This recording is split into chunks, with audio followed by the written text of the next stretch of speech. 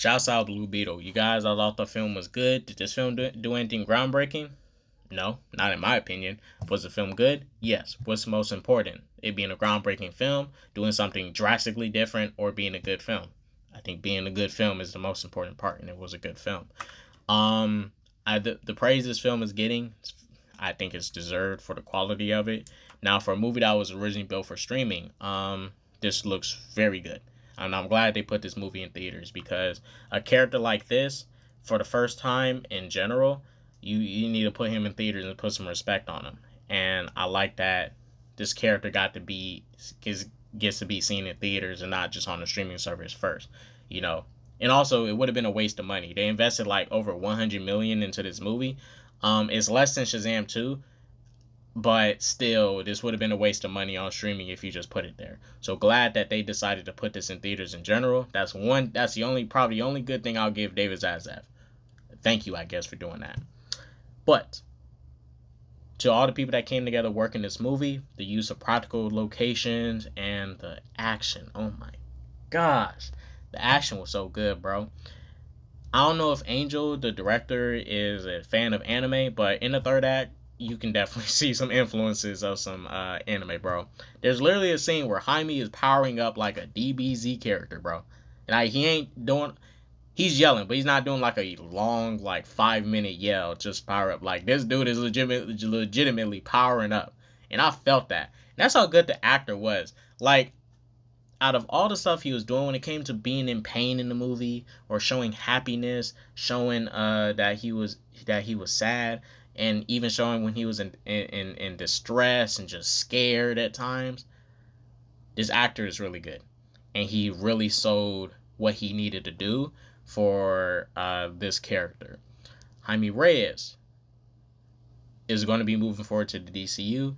Thank you, James Gunn, for keeping this character. It would have been dumb to completely waste this actor for this character. When I say he's perfect, down to looks and down to actor, like character, personality, everything, he fits it. He fits the mold of that. It would have been completely stupid if James Gunn did not keep this guy on as Blue Beetle and recast him with somebody else. Like, no, this actor's perfect. He's young. You can have him for the next 8 to 10 years as Blue Beetle. And whenever y'all want to reboot or whatever, all right, good. But to keep him on as Blue Beetle, perfect. Callbacks to comic book fans in the movie with Ted Kord and Carapax, who's actually technically a Ted Kord villain, but you know he is a Blue Beetle villain. Solid. I thought it was dope. I think the comic fans will be satisfied on that front. And as far as people that like film and stuff, this film to me, it balanced out the comedy, the action, everything very well. You know, it had a lot of Cobra Kai type of vibes to it as far as like the way the tone is set. But when it gets serious, y'all, it gets serious. And like I said, there was moments where I got teary eyed. I didn't cry. I didn't cry. I was a borderline. It happened 3 times in the movie, and it had to do with his dad, and the way they utilized his dad in this movie, great. I thought Jaime and his dad's relationship was so strong. It was short lived, but great, solid. Now the villains. The villains, they serve the plot. Like they serve their purpose of the plot. Because this is one thing I'll give this movie. The protagonist, our hero, was truly great. Truly a standout in general. And he carried this film very well. So I want to give him props for that. The villains was all right. Now Carapax, when it came to getting down to business and having to go to war with Jaime, bro, this dude was not playing no games. He was not playing any games. And the suit he had on, practical. Shouts out to them for being able to pull that off. You know, not seeing a lot of people before this movie's coming out. Oh my gosh, why do they look like Power Rangers? Blah, blah, blah. Act like, bruh, why y'all shitting on Power Rangers, bruh? The Power Ranger suits always been dope. So if y'all saying they look like Power Rangers, fine, alright, I'm gonna take that as a compliment thing, because Power Rangers always been tight with them suits. So let's make that clear. But still, this movie embraced its goofiness. When it got serious, when it needed to, it did.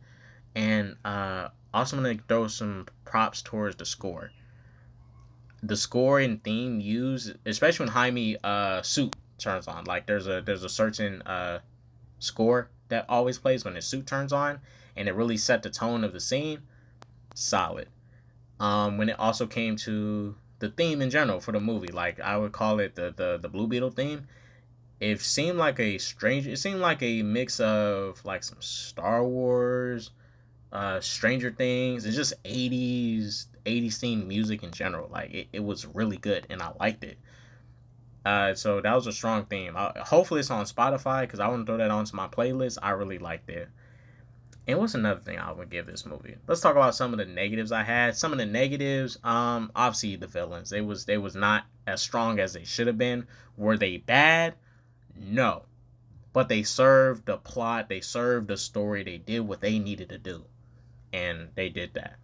But Carapax in the third act had a moment with Jaime that I really like really got me in my emotions. Like I really felt that. I can't spoil it, I can't give y'all too much, but the way he was utilized with the small with the little amount of screen time he had, he did what he needed to do. And I appreciate that. Um I would just say I kind of wish there was more. I kind of wish the movie was a little bit longer. You know, it wasn't a super long movie, but I kind of wish there was a little bit more. With just with the time they had, they utilized it well. They kind of got straight to the point, and the movie kind of goes by kind of quick.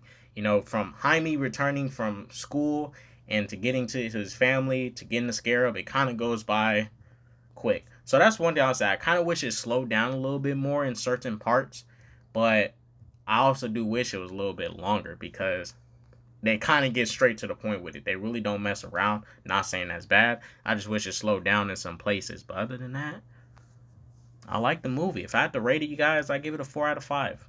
Thought it was very strong. Thank you, James Gunn, for keeping them on. And shouts out to AMC and shouts out to DC because this is what I noticed when with Shazam 2 and many more. They are promoting comics alongside these movies as they should. It's something I never seen with the Marvel Cinematic Universe, like going to a theater and being able to pick up a comic along with the movie. And then when I get home, I can read that comic. And, if I like the book, maybe it might interest me to go read some more comics based off the character. But shouts out James Gunn and them for promoting comics along with these movies. Like, you guys are doing something really great. Keep that up. Constantly keep promoting them. Because I remember when James Gunn announced the DCU slate, The Authority, Wonder Woman Historia, Supergirl, Woman of Tomorrow, and many more literally sold out on Amazon. And that's what you want to do with this stuff. That's one thing I give the DC stuff right now compared to the MCU. They don't promote comics along with those Marvel movies. I never went to a Marvel movie and walked out the theater with a comic book in hand. The way DC is doing it. And I think this is a good way to show that you are helping out your comic division. The studios and the comics are separate. It's a totally two separate divisions.